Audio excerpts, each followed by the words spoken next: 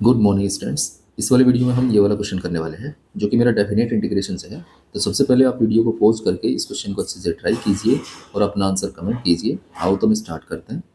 If F X equals to X upon one plus L N X into L N X infinite times for all X belongs to one to infinity then integration one to to e F X D X is equals to. अब यहाँ पर देखा जाए तो हमें ये integration find करना है one to to e F X D X, और एफ एक्स हमें इस फॉर्म का गिवन है, ठीक है, जिसके अंदर L N X infinite time multiply कर रहे हैं। तो इसके अंदर क्या किया जाए? तो इसके अंदर मैं सोच सकता हूँ कि इस एफ एक्स को मैं एक बार के लिए ऐसा लिख सकते हैं कि F X equals to X upon one plus L N X whole raise to the power N where limit N tending to infinity. ठीक है।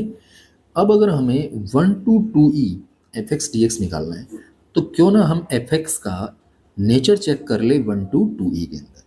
तो हमें एक प्रॉपर्टी मालूम है कि अगर Y raise to the power N हो और limit N tending to infinity हो और y की वैल्यू अगर 0 to 1 है तो ये जो लिमिट है मेरी कहाँ जाएगी? 0 पर चली जाएगी, ठीक है। और दूसरा, y की वैल्यू अगर मेरी 1 से ग्रेटर है तो ये जो वैल्यू है y raise to the power n ये हमारी इन्फिनिटी पर जाएगी, ठीक है।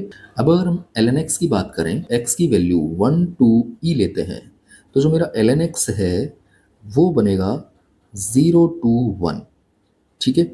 और उस पर अगर n टेंडिंग टू इन्फिनिटी पर लिमिट पुट करें तो ये वैल्यू मेरी 0 हो जाएगी, ठीक है। अब अगर 0 हो जाएगी तो एफ एक्स की वैल्यू इस केस के अंदर मेरी x ही आ जाएगी, ठीक। अब अगर मैं दूसरे केस की बात करूं, जब मेरा x जो है e से लेकर 2e तक रहेगा, क्योंकि यहाँ पर हमें 1 to 2e तक ही जाना है, ठीक है। तो ln x हमारा क्या हो जाएगा? ग्रेटर देन 1 हो जाएगा। और इस केस के अंदर हम अगर n पावर लगाते हैं इन्फिनिटी पर तो ये वैल्यू मेरी इनफाइनाइट ही आएगी। जब इनफाइनाइट में डिनोमिनेटर में रखूंगा तो एफ एक्स की वैल्यू मेरी क्या हो जाएगी? 0 हो जाएगी।